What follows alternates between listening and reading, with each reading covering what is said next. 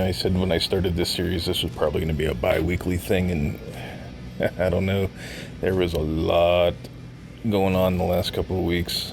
Obviously, I'm sure you guys know about the Dimebag Darrell estate and Dean thing that's going on, and Rita Haney filing the lawsuit. I'm not going to get into that here. I've already done 2 videos on the matter. It's ugly, it's messy, it's a shame, but I guess, it is what it is, so we're going to skim past that. One of the things I would like to talk about, though, is anybody that's followed my channel or knows me, I've been primarily a rhythm guitar player that badly stumbles his way through guitar solos every once in a while for my original songs, just because I need some kind of lead there, and I don't know anybody that can solo to play for me. But my biggest inspiration growing up was James Hetfield, obviously, as I'm sure most of you know. But there was 2 other guys that really shaped my guitar playing, and that was Dino Cazares and Max Cavalera, who are currently playing together in Soulfly for this current tour, which, as much as I'd like to see it, it's just not going to happen. And part of me wishes Dino could stick around and maybe do an album with them, but he's just doing this tour, and he's going back to Fear Factory, who has a new singer, apparently. He hasn't said who, but he did say that he has a singer, so that'll be interesting to see who he ended up picking, because it's going to be a shame that Burton's not going to be around, but, live, he could still do the heavy vocals pretty flawlessly, but his voice was shot, and his throat was tore up, and the clean stuff, he kind of struggled with that for, I'd say he was kind of spotty for at least 10 years, if not more. I know I seen performances from the early 2010s, 2011, 2012, somewhere in there, and he had some bad moments. But it happens, dude's not getting any younger or anything like that. Dino's not going to fuck around. He's going to get somebody that can do both sides of the singing and the growls and stuff like that. That's going to be fine. So, just see where it goes. Like I said, it's a shame Bert won't be around anymore, but, we got Aggression Continuum with him on it, so we at least got one last album with him. I got a major beef with Gibson. The first part of this major beef is they teamed up with Tony Iommi to release a signature SG special, and an SG special typically goes for $1,500 new, I think. Used, you can get them for varying prices, and because they threw a monkey sticker in there, like the one that he has on his original guitar, this thing is $2,400. What the fuck? That's ridiculous. Signature guitars generally command a premium over non-signature variants of the same make and model, but the vintage black LTD EC1000 it was $1,000, and I don't know the current prices off the top of my head because ESP just raised their prices, but it was at one point $1,000, and the Hetfield Iron Cross was $1,299, and I think the Gary Holt Eclipse was $1,299. So it's not like $1,000 was tacked on just for having those dudes' names on there. Now those guitars are more now. Everybody's raising their fucking prices. ESPs has gone up. Everything owned by Fender has gone up. Fender, Jackson, Charvel, a few others. I think the only ones that I haven't seen go up yet were Gibsons and Epiphones, ironically. I saw a video from a YouTuber named 3-Chord Dave, and it got me thinking, because he made a lot of sense, and I'll link the video down below. But Gibson's got this trend going where they're making announcements of partnering up with people and then having absolutely nothing to show for it. They announced the Dave Mustaine guitars in February. Other than seeing them kind of in the periphery of the announcement or some promo images, we know nothing about the fucking guitars other than their 24 frets. His acoustics are going to be 24 frets and his electrics are going to be 24 frets. Obviously we know some of the color options and the not quite Jackson fret inlays that they're going to have, but give us some specs, give us a time frame, let us know when these things are going to come out, or I guarantee you're not going to see anything about the Kirk Hammett guitars until next year. There's the way Gibson's been operating with these announcements, there's no way we're going to see anything about the Kirk Hammett guitars before the end of the year. They did it right with the Adam Jones thing to an extent. They announced it, and then you could buy it for the most part. And it might not have been the same day. I can't remember the exact timeline. ESP, when they showed off all the stuff for their anniversary and things like that, you know, you couldn't get all those guitars that day, but you had a time frame as to when they were coming out. Of course, now you can't get them because trying to buy a new guitar right now is insane. I seen one guy commented that he's been waiting to get one of those Jackson Snow White King V's, the Master of Puppets V quote. I guess you can't really see me do the quotes with my fingers. Since like March, I seen somewhere somebody's been waiting for like 6 months for an Epiphone 1959 Les Paul, and it's ridiculous. Zounds, I was looking at a guitar on Zounds, and they anticipated that if I ordered it now that I would have it by November. Fuck that. And I'm sure it's not going to get any better anytime soon with everything kind of coming back around. And we can't mention that on YouTube. I guess just good luck. I mean, it kind of shot a lot of the plans that I had for the channel in the ass, because I really wanted to get my hands on that Jackson King V. There was a couple LTDs I wanted to get my hands on and do stuff for the channel for, but yeah, that didn't happen. It's just something we all got to deal with. Luckily, I kind of managed to come up with some other projects and some other things that I can make content for, which is sporadic. My work schedule's about to change, so I'm going to try to do my best to remain consistent, but yeah, I'm not very consistent when it comes to this YouTube channel because work and life and things. But for a long time there too, I wasn't feeling it. It wasn't necessarily like the YouTube thing. I wasn't even really feeling guitar playing or any of my hobbies, but I've made some life choices that hopefully I've been feeling pretty good the last month or so. So hopefully that those good spirits keep on keeping on, and I stay motivated to make content for this channel, because when I'm in the mindset that I want to partake in my hobbies, I do have fun doing this. So hopefully someday I can get my hands on that King V, and even if I could borrow one, but there's like nobody around here. Like some guys have deals with like their local Sam Ash or Guitar Center or Long and McQuaid or Toman or whoever, like depending on what part of the world they're in. But I don't have that luxury, so normally I have to find the guitar and buy it. And plus I got to figure out what I'm going to do with this collection that I'm amassing, because it's getting a little ridiculous. But I should probably maybe do a video on the one before I do sell it, but we'll see. There's nothing really special about it. It's just a guitar. It's not like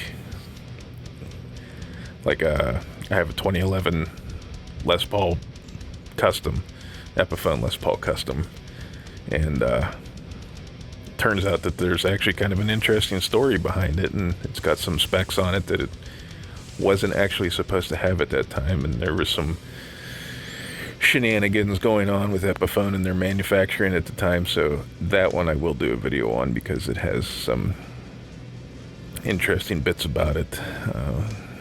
My 296 Korean-made Les Paul standards from the Epiphone translucent line that they did in the mid-90s, I did some upgrades to them and modded them out a little bit, so I'll probably do follow-up videos on those two guitars and talk about what I did with them. I have a little project guitar that I put together while I was off from work that I'll probably talk about. If you follow me on Instagram, I'm sure you know what that guitar is.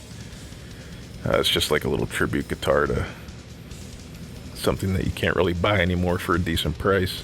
Itching to do something because I don't really have any projects right now. I could put my Dean ML back together, but I haven't settled on what pickups I'm going to put in it yet. I was thinking the brushed gold 5766 set from EMG, but again, nobody seems to have brushed gold pickups right now. I was lucky to get the gold headset that I got for another project that I just recently finished. But I got enough guitars that 2 Epiphone projects that I did that I can make a video on. I got a super secret guitar that I teased on Instagram that apparently nobody picked up on because nobody said anything about it. I mean, it was pretty clear. I mean, it's not hidden. I uploaded 2 little like clips, and apparently nobody swiped to see the second clip to see what the guitar was. I'm open to suggestions if people have any ideas that maybe they think is kind of in my wheelhouse for things to do. I did a follow-up on my Epiphone Les Paul Standard 60. That was like the first guitar review I did, and it was pretty, not saying my new guitar videos are like leaps and bounds better, but I think I've gotten better. But I did a follow-up on the original review. I did like a, 1 year later thing. And it's coming up that my Standard 50, I bought it in October of last year. So I think I'm going to do a 1 year later on that. And I'm going to address that one. I did change some things on. The Standard 60, I didn't change anything on. But the Standard 50, I'm changing some stuff on. And I think I'm going to kill 2 birds with 1 stone with that, because I'm going to do the how did the guitar hold up a year later. And I bought a set of pickups from Dylan Talks Tone. The 8 balls. They're his high output humbuckers. They're not like super high output like a Seymour Duncan Invader, but they're like a mid-high output pickup. So those should be here. I think he has a 2-week lead time, so those should be here middle of September or so. I'll get those in. I'll do a review on those, because it doesn't seem like there's a lot of reviews on his pickups on YouTube, at least. So I'll talk about those, and I'm excited about that because I think those are going to fit exactly what I need them to do. Whereas I've had troubles in the past with passive pickups. It's probably blasphemy, but I do not like the Seymour Duncan JB at all. I tried the hot rodded humbucker set in a guitar. Hated them. Well, I shouldn't say I hated them. They just weren't, I wasn't getting the sound that I was hoping to get out of them. And then I got another Seymour Duncan JB that I put in another guitar, and I thought, well, let me give it one more try. And again, it just wasn't jiving with me. These Dylan pickups will work well. I don't necessarily hate or dislike the pickups that are in my Epiphone Standard 50 Les Paul. I just don't like it's got a ProBucker 2 in the bridge, and it's just, it works great as a neck pickup in the Standard 60. It just doesn't work good as a bridge pickup in the Standard 50 for what I want to use the guitar for. Other people, probably perfectly fine, but for what I'm using it for, or what I want to use it for, it's kind of wimpy. I think that's about it as far as stuff for the channel. I did think about partaking in some community stuff that's going on right now, but I just don't have the time to dedicate to that. And some of the community stuff that's going on, I'm just not that type of player. Even like the Sunday with Ola stuff, I like doing it just to kind of keep the creative juices flowing. But for the most part, like, I haven't been posting my weekly riff challenges on the subreddit, because it's just, if you watch the videos he typically features each week, again, I'm just not that kind of player.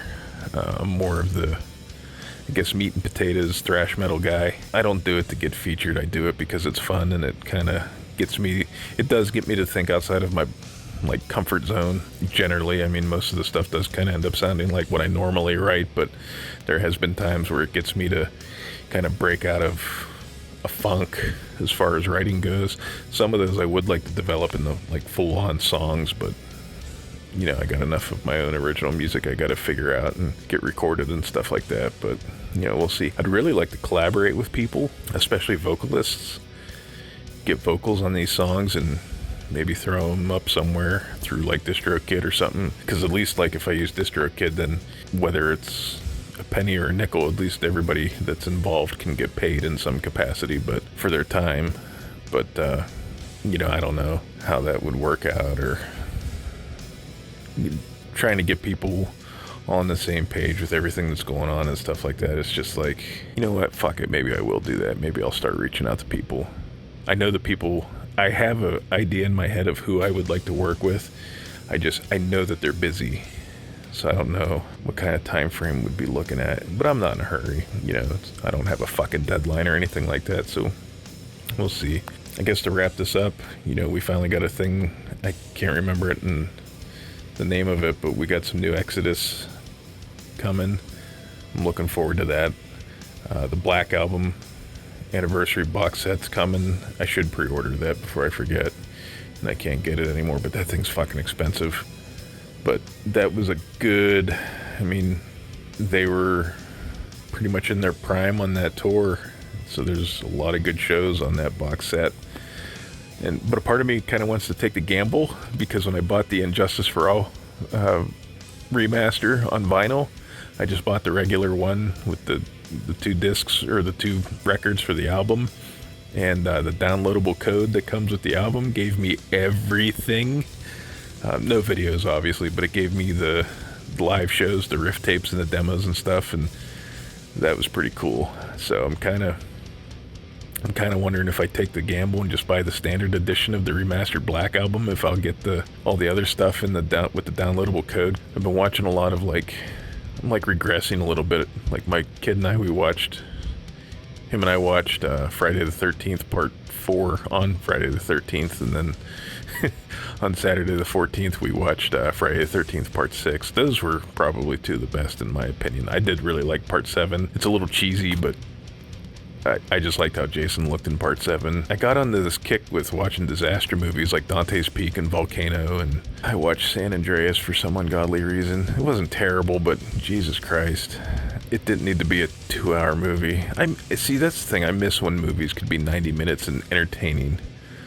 Like I watched Lake Placid. That movie's not very long, and I love that movie. I recently rediscovered, and I know this is going to be blasphemy to some people, but I recently rediscovered the Buffy the Vampire Slayer movie from 1992, and I fucking loved that movie when I was 10 years old when that movie came out, and I'm pretty sure that movie rocketed me through puberty, but that's neither here nor there. But I love that movie. I never got into the show. I couldn't get into the show, but that movie was great, and it aged pretty well. I know some people probably, like the people that seem to be diehard into the show, really hated the movie, but I liked it for what it was. I didn't realize the amount of people that were in it, though. Like, you know, Thomas Jane was in it, and he ended up being not a huge name in Hollywood, but I mean, he was the Punisher. He was in The Mist. Fuck, I forget the other guy's name that I was going to mention. Oh, Ben Affleck has a cameo. So you had the Punisher and you had Batman in there.